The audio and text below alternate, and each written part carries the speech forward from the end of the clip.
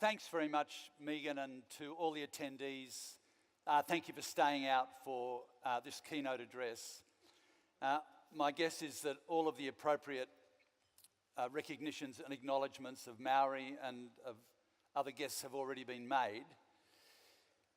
But I do like the idea of a gathering that's intended to shape rather than be shaped by events. Because getting on the front foot with this issue for governments and nations is now, I think, literally one of the most important issues that we face globally. I also very much like the idea that you're looking for fairness. You say that the transition must be equitable and it must be inclusive. And without trying to talk you up too much, I think this is quite sensible because in other countries where they haven't done that, they've really struggled to come up with solutions, and none more so than the place that I love over the ditch. And I will tell you a little bit about what we've learned in Australia further on in my address and share some of that with you. But first, I do want to set the scene, at least from both my perspective and from an Australian perspective. And I want to begin by reflecting on what Megan said in terms of where are you at as a person when you come into adult life and you're participating in whatever it is that is your calling or your passion.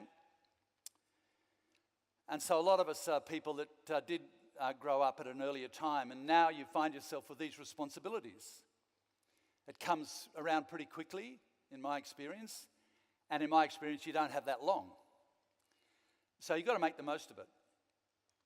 And there's, I think, and I'm only speaking personally, a bit of a tendency to look back on what you've done, the methodologies, the values and the practices that you used, and apply them to the problems that are in front of you. And often that's pretty useful because you learn stuff along the way. But in other ways, it's easy for you to lose your sense of taking a big step or being braver and bolder at that time. And if I have any regrets from my period of time in federal politics, is that I wasn't brave and bold enough. And so I want to share that with you, and also encourage you to be like that when you go through this transition. Anyway, I came of age in a time which I would describe as optimism mixed with fear. On the plus side, I grew up with the moon landings. There were no major wars or economic depressions, at least in Australia. And on the negative side, we had the build-up of nuclear weapons, something that New Zealanders played a very powerful and important role in beginning to abate in the 80s in particular. There was a Cold War there with the potential to go hot.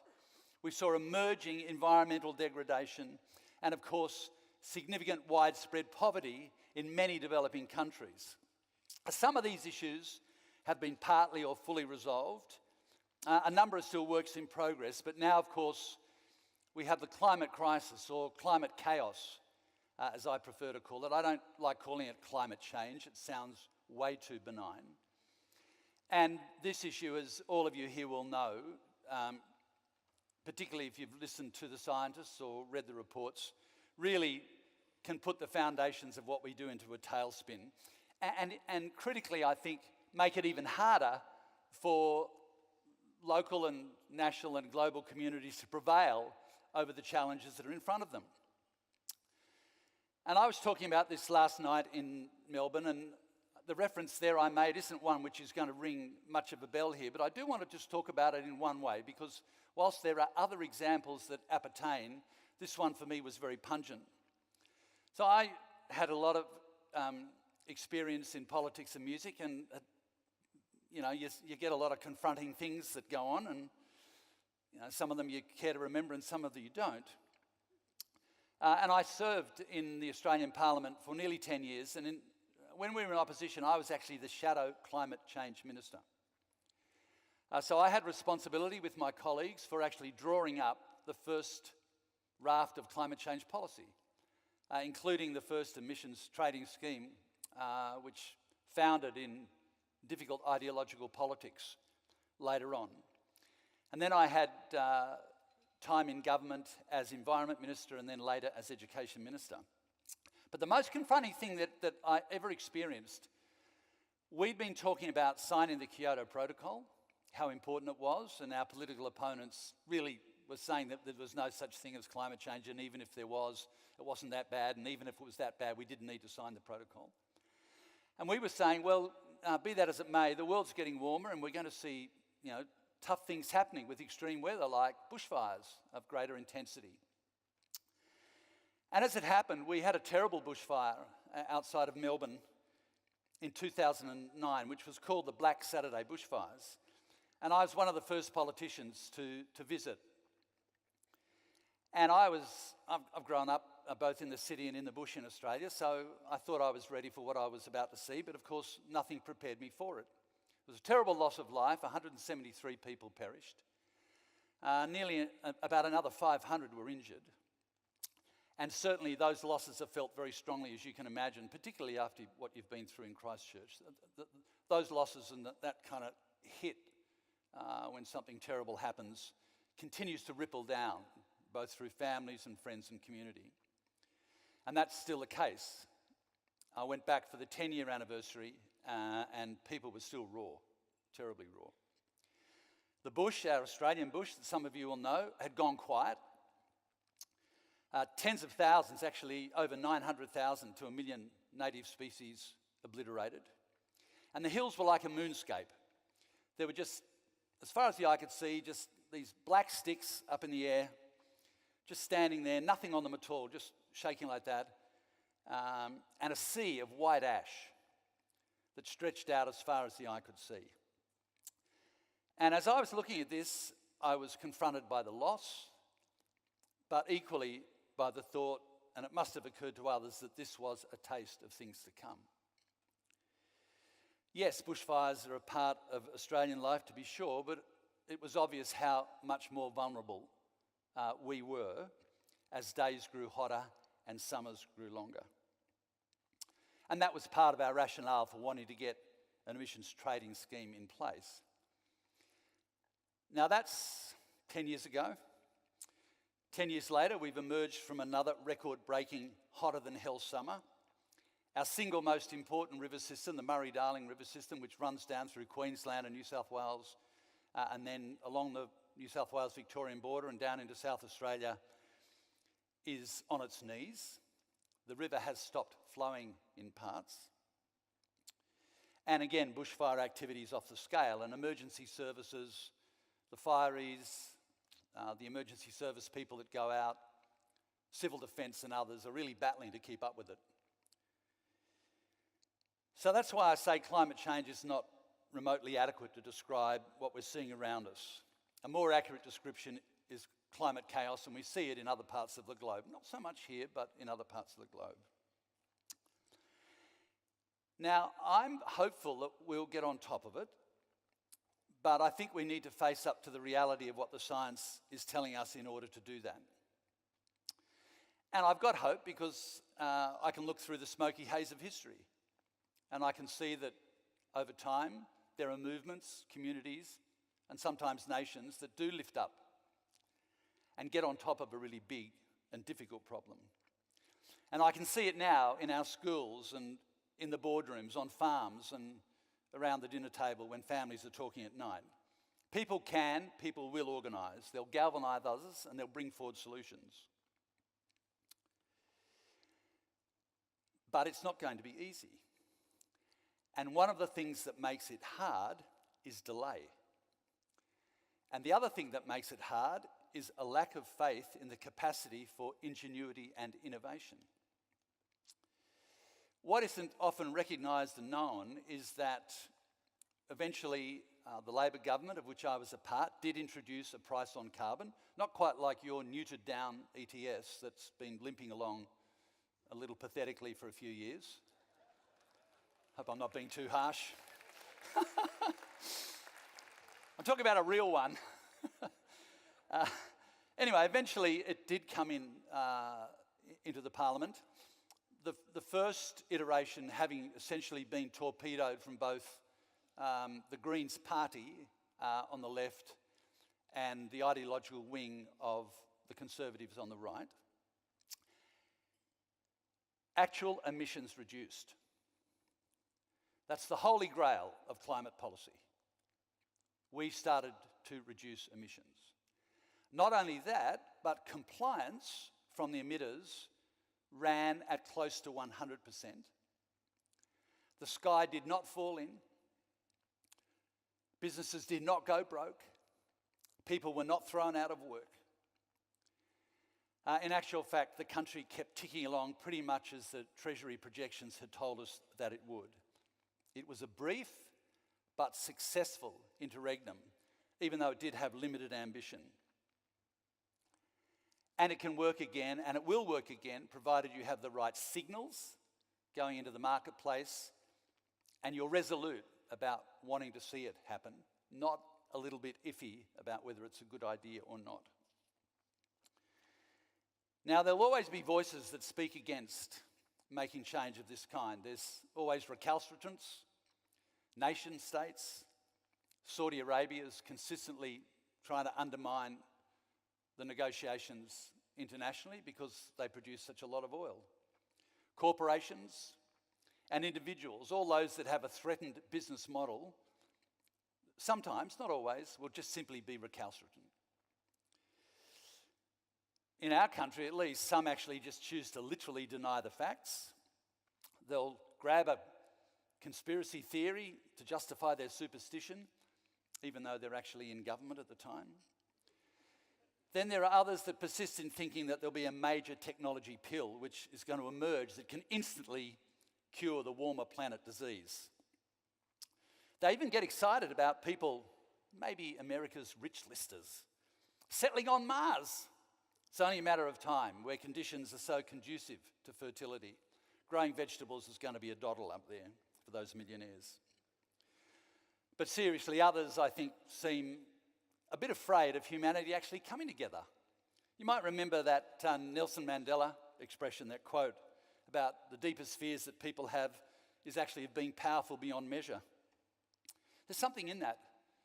And for parts of the political span that we all fall on, sometimes for those, let's just call it crudely, on the right side of politics, a little bit of apprehension about the fact that we can take a collective step. Because the idea of collectivism doesn't always resonate strongly with them. But we should recognise that none of these fanciful arguments or any others that are manufactured are really worth spending any more time on, other than not to treat them with contempt, but just simply to do the U-turn that's necessary and come back to what we know. And you will have heard presentations here, so forgive me if I'm telling you what you already know. So there's too much CO2 in the system already, and concentrations are increasing. And you may have seen that we passed 415 parts per million, which is an unthinkable statistic when we were first alerted to global warming. And that was measured in Hawaii only 3 days ago. So the global economic business model is unsustainable. And any business as usual expectations, particularly things like ramped up air travel or projected GDP increases and so on and so forth, are absolutely fanciful, unless drastic steps are taken now to reach the mandatory goal, the one that you've set now, of zero net emissions by 2050. If you don't take those steps now, and big ones, then that business model is gone for all money. We're only just starting to see, incidentally, the extent and effect of cumulative and non-linear impacts around climate chaos. And again, it's probably more obvious in places of higher vulnerability. Let's take Northern Australia. We get a storm surge in Northern Australia, we get the spread of disease, which immediately puts pressure upon our medical services. We'll get social unrest as a consequence if it happens too many times. When you get mega droughts and superstorms, they put very, very strong pressures on local government and emergency services, and they feed into political discontent. There's about 8 billion of us on Earth now, a little less than that. Most in the major emitting nations are pouring around 37 billion tonnes of CO2 into the atmosphere. That was last year's figure, and that's the highest amount ever. And I know that there are people who say, well, I accept that we can't go on pumping vast quantities of greenhouse gases out. We have to do something. And this is all about the so-called orderly transition to a low or zero carbon economy, harnessing the market, creating new values, utilising innovation, advancing renewables and the like. And I certainly agree that market forces and redirected capital investment will and should accelerate emission reductions. In fact, they're essential. But any approach that's simply fixated on risk management, on existing market frameworks, or incremental steps, and I'll come to your agriculture issue in just a tick, won't by itself be enough. And my message to business communities, both in Australia and here and in other places where I speak, is pretty straightforward. That might have been an option in 1997 when the Kyoto Protocol was agreed. It's not an option today. The ambitious transformations that we require won't be without pain and not without losses for some sectors and their investors. And it should be noted that those industries have been duly warned and were well informed. And they chose to deny and delay rather than to act, and they are the ones that will reap a bitter harvest. Now, you would know about the most recent IPCC report, working through the data again, but it really challenges some assumptions that we had previously, essentially about speed and scale.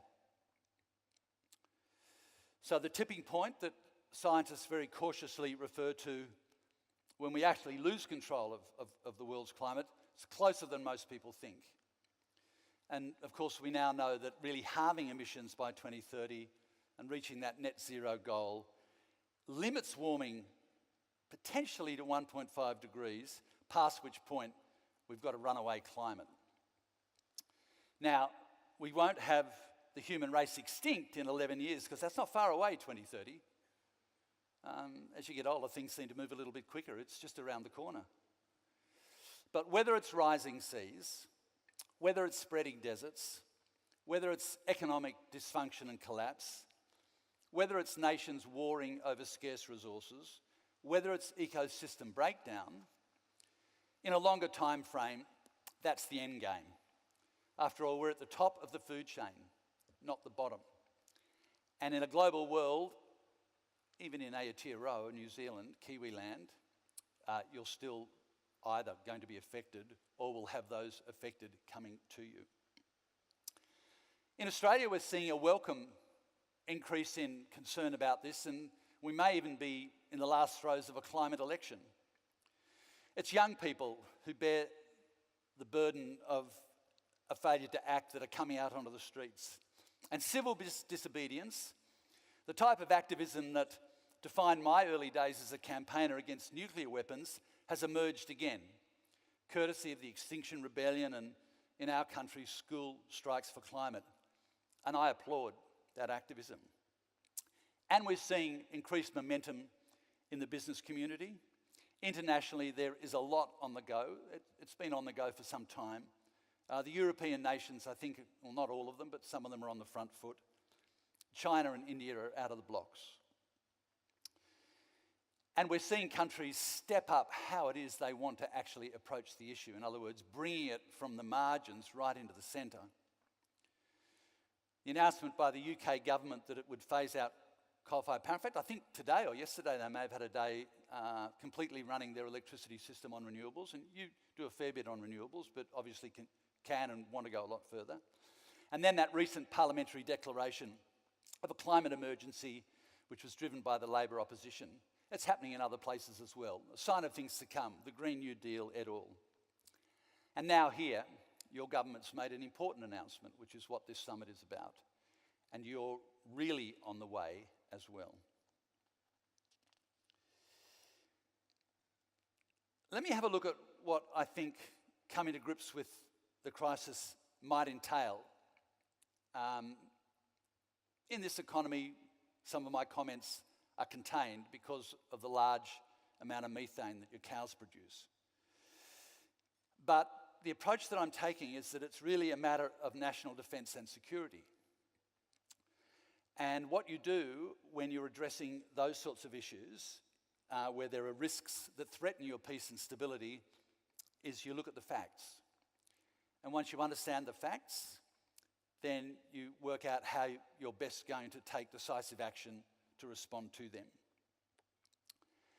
So a lot of stuff has to happen within the Parliament, and it's important for Parliament to play, and across the Parliament, a proactive role. And the fact that you're seeking a bipartisan approach on this issue, Nationals and others in the tent, I think is a greater guarantee of success than you do see in many countries.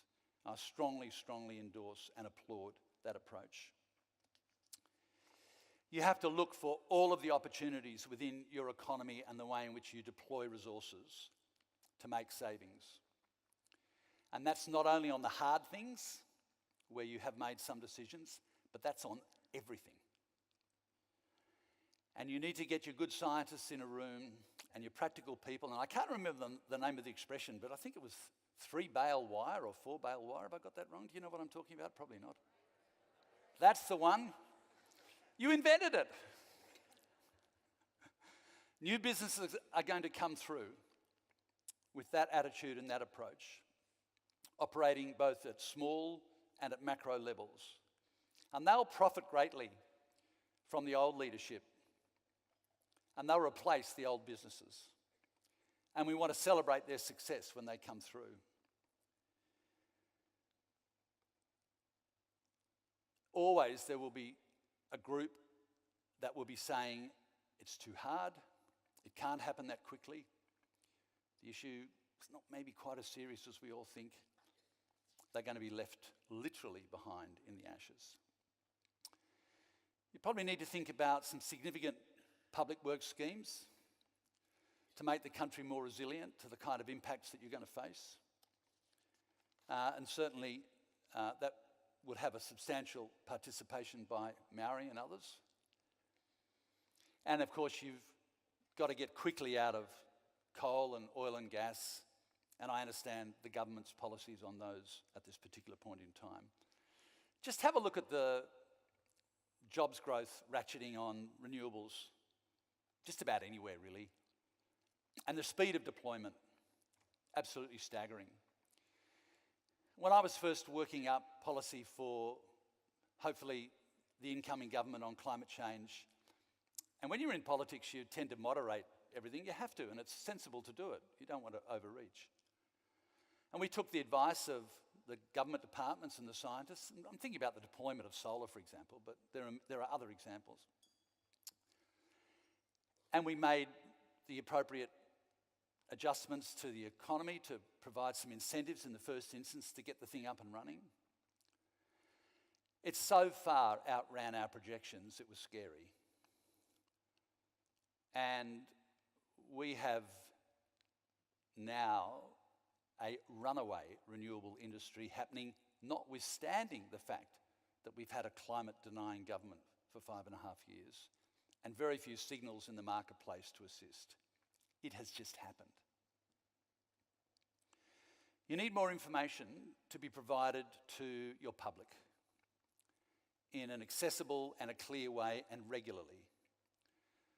Not to freak them out, but to inform them. I think you're going to have 5-year carbon budget reporting. 5 years is good, maybe it could be quicker. A natural set of accounts alongside the normal budget, so that you know how your fisheries are going, so you know how your biodiversity is going, so you know how your air quality in your cities is going. And so you understand what's happening for the external forces and pressures that you're going to face. And there are many other things that governments can do, particularly if they've got the support both within the Parliament, across the chamber, and also from the community at large. So it's really now a case of what else is going to happen? And what are the values that we need to have in place to enable us to deal with that, both in our own country and abroad? So let's quickly recognise that globally, the shifts and changes that we're going to see will be immense. We're entering into a period of turbulence equivalent to World War II. Some countries that are rich and powerful today will face considerable economic hardships, big societal blowback, and that's because of the loss of their oil income.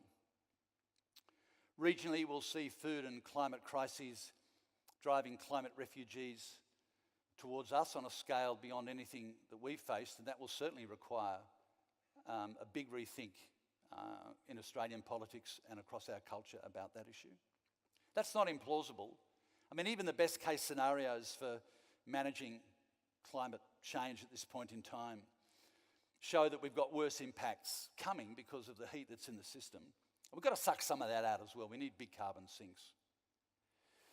And of course, as I said earlier, the climate emergency approach needs to come into planning about future security and defence planning. And particularly for a country like New Zealand, where you've already got a strong and credible and respected engagement with your Pacific neighbours and neighbours in your region, an amplification of that approach. That will be really important. Most of this requires strong government. And around the world, in liberal democracies, we can see that government's a little bit on the nose. Maybe not so much here, but certainly it's out there, particularly when you consider the sort of stuff that's happening across the internet. So governments, their bureaucracies, panels, committees, companies, organisations, communities, unions, they're only ever as capable and responsible as the people that make them up. And that's all of you in this room. And as effective as the people who vote for them and hold them to account, either as voters or as shareholders. And we certainly can learn something from you, and from our perspective, we need to strengthen our value set in order to make sure that that process happens in a way which is really productive. And so from my perspective, it's important that we reprioritise that old medical saying of doing no harm. I think for older ones amongst us, if you'll forgive me for generalisations, we've got to try and peel away some of the cynicism and a little bit of the greed that can creep in. Note to self, of course. And we're still very subject to manipulation by the marketing and advertising industries, even if we don't think we are. Climate science is in its infancy. Manipulating people's behaviours is a very mature science at this point in time in world history, let me tell you. And we've really got to nurture our capacity for empathy. Something, again, I don't really need to tell this audience. But it is important. But it's not only empathy for suffering, it's empathy for the way the amazing thing called Earth actually works for us. We do most definitely have to be serious about intergenerational equity. I remember as a minister, and even when I was ACF president, it was quite common for someone to finish an address or a speech by saying, and now we must get on with the job for our children, our children's children, and then they'd walk off the stage. And it was absolutely genuine and right. But we have to be deeply serious about that. In our own actions, and those of the institutions that we're a part of. It's not an empty proclamation. It's not a bit of facile PR. It's actually real. You can't, in all conscience, be a part of an economic system or a business or a community or a government that actually leaves the place that much worse, that a generation comes through and goes, how the hell are we going to manage this? And of course, we've got to remind ourselves about how interconnected the natural world is. I mean, we saw that report a couple of days ago, 1 million species now threatened with extinction. 1 million. 1 million. It's both almost overwhelming, anger-making, and hopefully will engender a great sense of urgency amongst us. I mean, the point is no one can escape from global warming in a gated housing complex, can they? So whether it's water and soil, whether it's oceans and forests, many of which in a parlous state, they have to be made healthy. And we can't continually deplete, even bit by bit, niggle by niggle, healthy ecosystems because the pressures that extreme weather bring on them are great. And this notion that, it'll just be a little bit worse, well, I don't want to see some kind of wasteland emerge as the final framed photograph that sums up our era. It'd be a snapshot of missed opportunities on the one hand, but on the other, it would actually be a snapshot of life's candle dimming, and there'd be a waste-ridden, rutted road heading off to nowhere. So for those who aren't there, it's important not to think that it has to be addressed. Of course it must. So I happen to believe we can succeed, having said all of that. After all, what's the alternative to not succeeding? I've just laid some of it out, and I've really gone light tonight. And I think there's plenty of reasons as to why we can succeed, but let's just merely run through a few of them. The first is that whilst the task seems overwhelming, it's not that difficult. Our small example of having a carbon tax in place for 15 months, and it worked. In fact, it worked very well. Electric cars look like they're going to work very well. The solar panels on my roof seem to work very well. So, multiple job creation, innovation. Don't socialise those industries that haven't got on board too quickly. Government institutes the right settings. The world's an exciting place to be. And then look at what I would describe as societal or cultural assets and see what sort of state they're in for managing the transformation of this order. I think you've got a really good chance of managing the transformation. To begin with, you have a government that's leading and is deciding this is where you're going to go. And you're good at working together. And unlike Australia, you haven't got the additional issue of the states here, although I should quickly say when it comes to the states, I just do want to acknowledge my colleague, the former Premier of South Australia, Jay Weatherall, who's with you tonight and I think has been on one of the panels. And amongst other things, Jay's to be applauded for standing against a torrent of political pressure and right-wing abuse and actually taking some incredible steps, including putting out one massive battery, or was it two? One massive battery with Elon Musk in South Australia so that they could start producing all of their energy from renewables. And I think history will judge you very kindly on that one, my friend. But you've got a relatively high standard. Yeah, come on. Give it up for Jay. You've got a high standard of living relatively. You've got a wide knowledge base. You've got significant peace and stability, which are terrific foundations for doing this work. And whilst agriculture is a big challenge for you around methane, it is one that can be met, so long as those that don't want to meet it aren't allowed to dig in and frustrate the process. The third and important reason I think why it can be done is because this is really the spirit of the age. I mean, climate crisis or climate chaos, it's like a meta issue. It sits above the others, as I said in my introductory remarks. It's not necessarily in importance per se, but in urgency and most critically in irreversibility. So to be a part of the good fight in bringing the Mother Earth ship back into balance actually will empower and help people grow and feel good about what they're doing. I just wanted to close by making some general remarks about Kiwi and about the task ahead. And I want to do it from quite a personal perspective, so I hope that you'll forgive me for that. I came here first in a period of time when some of you weren't even born. 1978. And there I found myself with my Midnight Oil colleagues in towns like Napier and Palmerston, here. Oh, I'll go through the whole lot and everyone can cheer. And you know, we were pretty rough and ready Aussie rockers with massive PA and speakers and roadies with tattoos and the whole thing. And we came into town and blasted the daylights out of everybody, and then walked out into an open street and found that the whole of the country. You know, remember that little cuckoo clock that used to come out and say good night at about 11:30 or 12? We were just peaking at that point.